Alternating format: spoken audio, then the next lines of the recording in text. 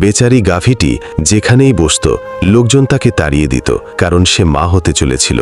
সে এমন কোনো জায়গা খুঁজে পাচ্ছিল না যেখানে তার বাচ্চাকে জন্ম দিতে পারে। তার কাছে সময় খুব কম ছিল, তাই গাভীটি নিজেই একটি ঘর বানানোর কথা ভাবে এবং অনেক কষ্টে একটি ঘর তৈরি করে। সেই ঘরের ভেতরেই তার বাচ্চাকে জন্ম দেয়। বাচ্চাকে জন্ম দেওয়ার পর গাভীটি খুব দুর্বল হয়ে পড়ে এবং অন্যদিকে তার বাচ্চাটি খিদেতে কাঁদছিল।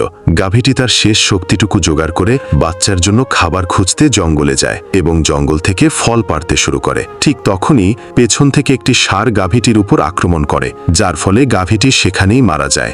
আর এদিকে তার বাচ্চাটি খিদেতে ছটফট করতে করতে তার মাকে খুঁজতে বেরিয়ে পড়ে। তখনই সে তার মৃত মাকে দেখতে পায়। বেচারা বাচ্চাটি সেখানেই বসে কাঁদতে শুরু করে। সেই সময় একটি মেয়ে ওই জঙ্গল দিয়ে যাচ্ছিল।